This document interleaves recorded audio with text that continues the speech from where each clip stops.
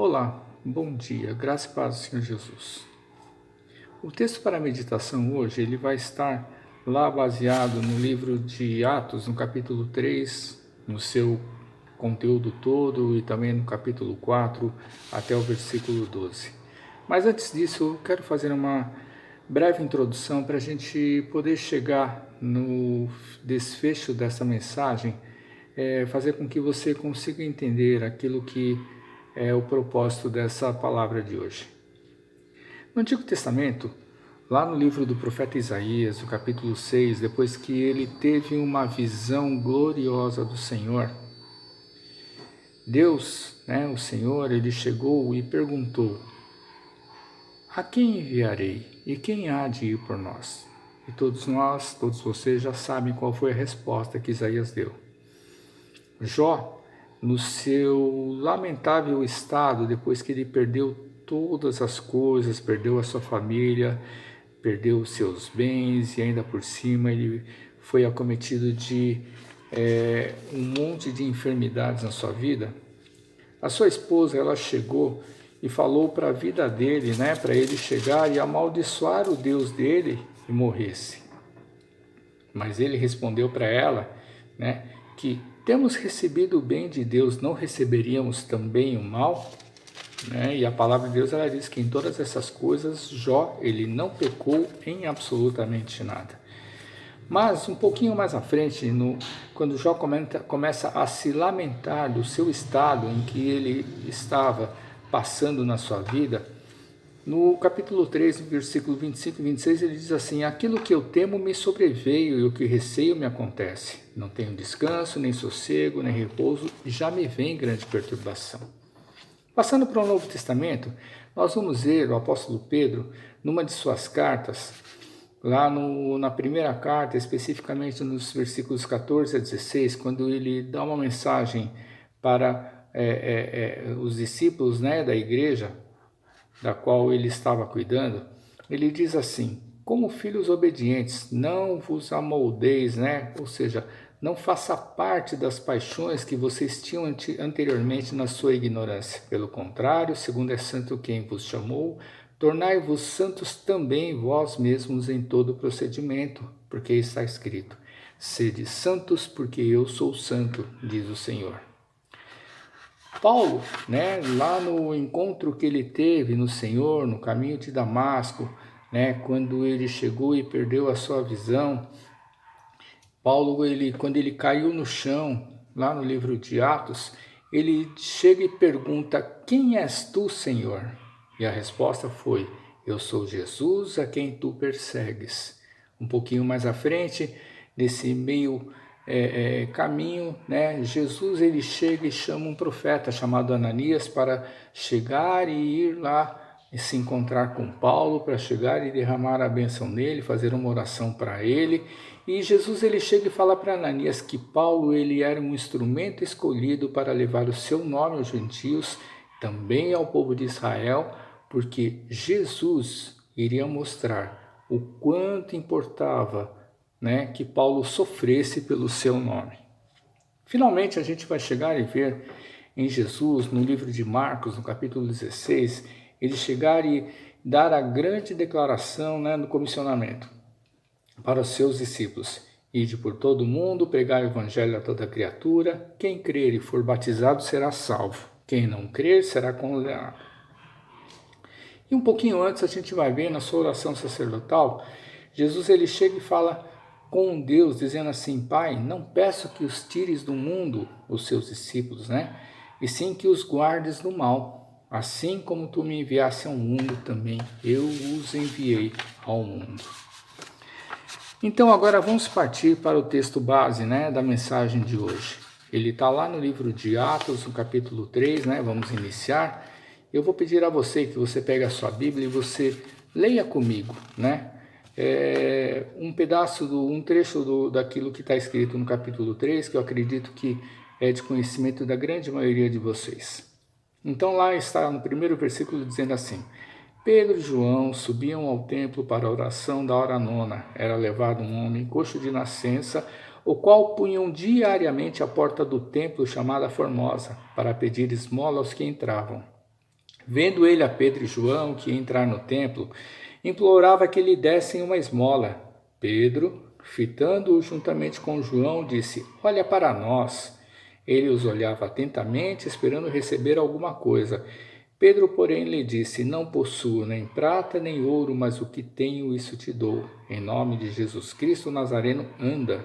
E tomando-o pela mão direita, o levantou imediatamente. Os seus pés e tornozelos se firmaram, e de um salto se pôs em pé, passou a andar e entrou com eles no templo, saltando e louvando a Deus.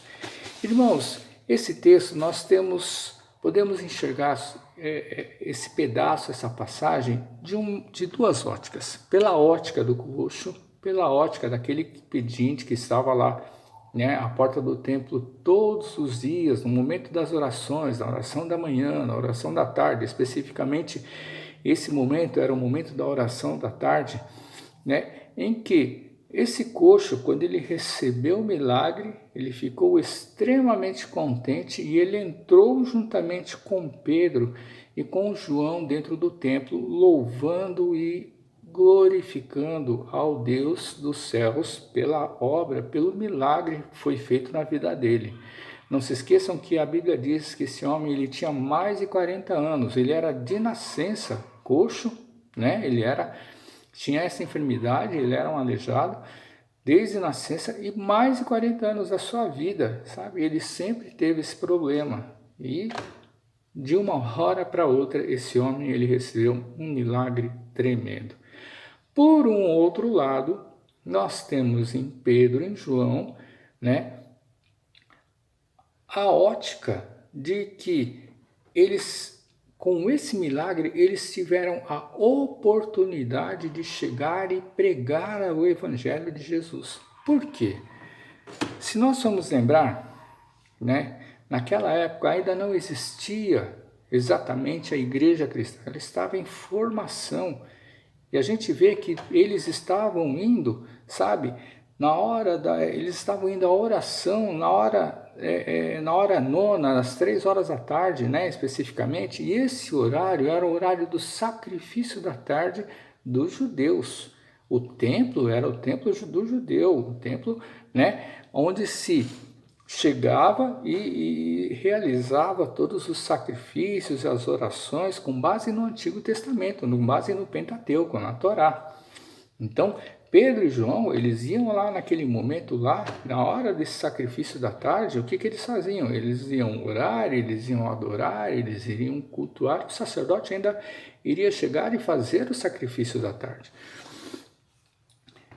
E nesse momento, quando o coxo ele chegou e pediu uma esmola para Pedro.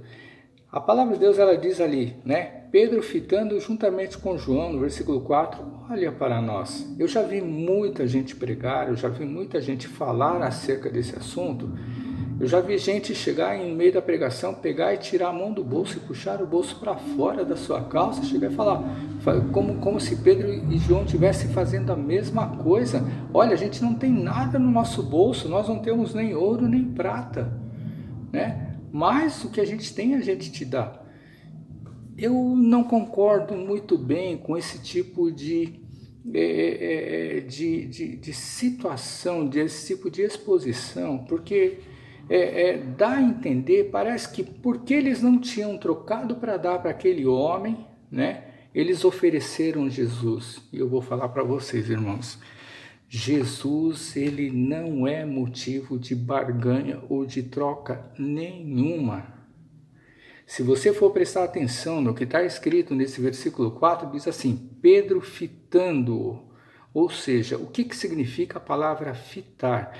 Pedro fixou seus olhos naquele coxo, naquele enfermo, e aí ele chegou e falou.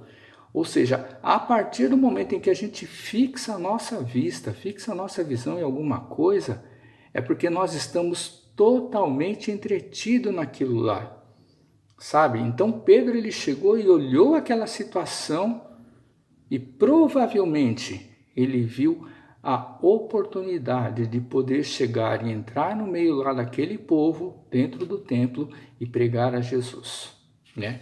Foi aí que ele chegou e ele ofereceu a Jesus. Agora, não é porque ele não tinha um trocado para dar para aquele homem que ele chegou e ofereceu Jesus. A Bíblia não diz isso, só que eu já vi muita gente falar sobre isso. E eu não acredito que por causa disso, ou seja, por uma troca, eles ofereceram Jesus. Não, sabe? Quando eu vejo essa palavra, fitar os olhos, ou seja, Pedro fixou o seu olhar, é porque ali naquele momento ele estava querendo transmitir uma mensagem para aquele coxo. Ou seja, né? E ainda por cima, quando Pedro ele chegou e falou: não possuo nem prata nem ouro, mas o que eu tenho eu te dou, em nome de Jesus Cristo o Nazareno, levanta e anda. Ou seja, Pedro, na autoridade do nome de Jesus, ele declarou naquele momento a cura para aquele homem. Ou seja, quando ele chegou e falou isso daí, ele estendeu a sua mão, né, para aquele coxo, e o coxo ele chegou e levantou e deu um pulo, um salto, sabe? Ou seja, ele sentiu dentro de si a força nas suas pernas para poder chegar, levantar e caminhar. Ou seja, provavelmente Pedro não chegou e não puxou como muita gente puxa, mas ele estendeu a mão e ele tinha a certeza que Jesus ele iria curar. Exatamente aquilo que está escrito no livro de Hebreus, capítulo 11, versículo 1. A fé é o firme fundamento das coisas que esperam e prova daquilo que a gente não vê, né? Para Pedro e João, o mais importante desse milagre não foi esse homem chegar e ter sido curado. O mais importante veio o que aconteceu em seguida, quando eles entraram dentro do templo e que todo mundo estava ali dentro, reconheceu aquele homem e sabia e viu que aquele homem era aquele que ficava todo dia pedindo esmola na porta do templo, na entrada do templo. Ou seja, criou-se um alvoroço tal, como diz a palavra de Deus, e Pedro ele chegou e ele falou o quê? Versículo 13. O Deus de Abraão, Isaque e Jacó, o Deus dos nossos pais, glorificou ao teu servo Jesus, a quem vocês traíram e negaram diante de Pilatos, quando esse havia decidido soltá-lo. Versículo 16 diz assim: pela fé no nome de Jesus é que esse mesmo nome fortaleceu o homem. A fé que veio por meio de Jesus deu a esse saúde perfeita na presença de todo mundo. E Pedro ainda foi mais além e disse assim: arrependei-vos, pois, e convertei-vos para serem cancelados os vossos pecados. Ou seja, Pedro, ele chegou e em cima dessa situação, em cima desse milagre, ele pregou a Jesus, o Jesus que foi perseguido por anunciar o reino de Deus, o Jesus que foi levado para uma cruz por causa de uma coisa que ele não fez, por ele não ter pecado nenhum e foi condenado injustamente, o Jesus que morreu, né? Pelo nome desse homem, pelo nome do Senhor, é que aquele homem foi curado. E ainda no final, Pedro ele chegou e ele falou assim no versículo 26, tendo Deus ressuscitado o seu servo, enviou primeiramente a vós outros para vos abençoar, no sentido de cada um se aparte das suas perversidades. Quando Pedro chegou e falou sobre ressurreição, foi aí que os saduceus e as autoridades do templo eles ficaram doidos. Por quê? Porque os saduceus eles não acreditavam em ressurreição. Eles alvoroçaram todo mundo que estava ali dentro, as autoridades que estavam lá, e prenderam a Pedro e João. Olha só o que foi que aconteceu, ou seja, aquele homem foi curado, foi um momento de êxtase lá dentro do templo, Pedro pregou a Jesus, mas por causa disso, por causa da ressurreição de Cristo Jesus, chegou e foi um motivo para todo mundo chegar e prender Pedro e João.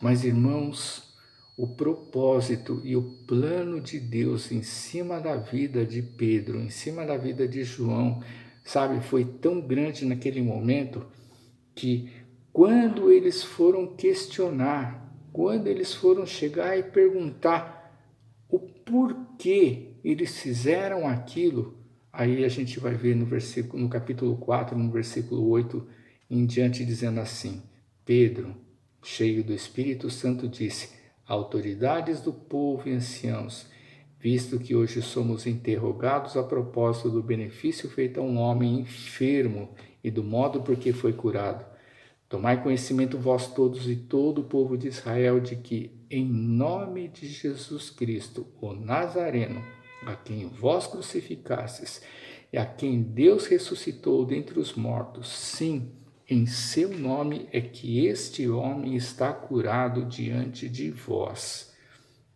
Esse Jesus é pedra rejeitada por vós, os construtores, a qual se tornou a pedra angular.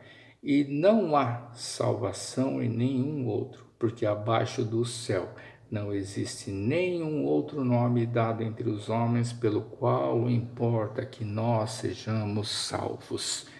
Aí foi a pregação completa do Evangelho de Jesus Cristo. Ou seja, por causa de alguém que estava enfermo, por causa de alguém que lá há 40 anos ele nunca tinha andado na sua vida.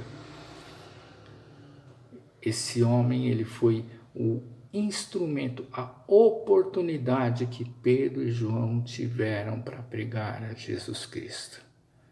Foi a oportunidade que eles tiveram para chegar e declarar, para chegar e honrar tudo aquilo que Jesus havia ensinado para a vida deles, havia chamado para si, para que eles pudessem conhecer o reino dos céus. Esses dois homens que acompanharam a vida de Jesus, a sua morte, a sua ressurreição, a sua ascensão, e entenderam qual foi o plano e o projeto de vida, exatamente aquilo que o Senhor queria na vida deles. Eles estavam indo ali para cultuar a Deus, para orar a Deus, para adorar a Deus através do nome de Cristo, num templo aonde Jesus não era reconhecido como o Messias, e por causa desse milagre, por causa desse feito, eles tiveram a oportunidade de chegar e pregar o Evangelho da salvação em Cristo Jesus para aqueles homens. Diz a palavra que muita gente, milhares de pessoas, quando ouviram as coisas que Pedro falou acerca do Evangelho, aceitaram a Cristo, aceitaram a Jesus na sua vida, sabe? E diz a palavra que foram milhares de pessoas, não foi uma ou duas, foram milhares. Mas o importante disso tudo é que eles tiveram a oportunidade de pregar um Evangelho completo em cima da vida de um homem que a princípio parecia que não tinha absolutamente nada, conexão nenhuma com aquilo que Pedro e João iriam fazer no templo. Mas eles, inspirados e usados pelo Espírito Santo de Deus, eles não titubearam, eles não vacilaram, mas eles chegaram e, ao ministrar a cura, porque a hora que aquele homem foi curado, irmãos, ele poderia muito bem ter dado meia volta e ido para sua casa. Como Jesus chegou e fez com muitos milagres. Vai e volta para sua casa, vai e volta para sua família. Aquele homem ele poderia ter feito a mesma coisa, mas não. Tamanha foi a gratidão da sua vida que ele entrou naquele templo e glorificou a Deus sobre a sua vida. Por causa disso, sabe, isso daí foi o motivo, a oportunidade, a ocasião para que eles pudessem falar de Cristo Jesus para aqueles que não acreditavam em Jesus como Messias. agora eu vou dizer para vocês o que isso tudo tem a ver, né? O que isso tudo tem a ver com aquela pergunta que eu fiz no começo, né, do dia de hoje. O que o Deus quer que você faça, ou o que, né, Deus ele quer da sua vida. A gente não pode esquecer de maneira nenhuma, irmãos, que uma vez que nós fomos chamados por Jesus para seguirmos a sua vida, para seguirmos o seu caminho, para nós o reconhecermos como Senhor e Salvador das nossas vidas, nós temos o dever, nós temos por amor, sabe? O dever de nós declararmos com alegria as suas maravilhas, os seus feitos, os seus milagres que Ele fez na vida de cada um de nós, sabe? Isso daí não é uma obrigação, mas por amor ao chamado que Ele deu para nós temos que chegar e levar essa palavra de alegria, essa palavra de milagre em cada um de nós, porque só o fato de nós sermos chamados por Cristo, nós recebermos Ele no nosso coração e nós aceitarmos como Senhor e Salvador na nossa vida, já é um milagre para nós, sabe? Porque você é um instrumento vivo nas mãos de Deus para declarar a sua glória por toda essa terra.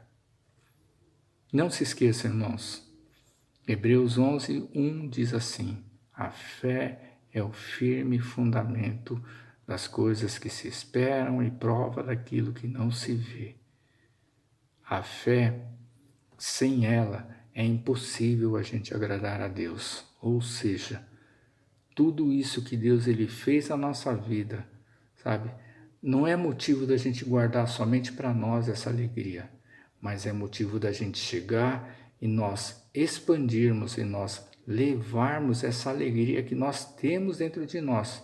Eu vou dizer para vocês, irmãos, quanto mais você declara, quanto mais você fala dos feitos de Deus, daquilo que Ele operou na sua vida para as outras pessoas, mais você vai ficar alegre no teu coração, mais você vai ter paz no seu coração, mais a tua esperança vai ser renovada e maior vai ser ainda a tua fé, para que essas outras pessoas que nós conhecemos, mesmo as que não conhecemos, sabe, ao momento em que nós abrirmos a nossa boca para a gente falar de Jesus, para a gente falar do plano de Deus para as nossas vidas através do seu Filho, você pode ter certeza, irmãos, pelo Espírito de Deus, muita gente vai aceitar a Cristo por causa de você, por causa daquilo que Deus ele fez na sua vida,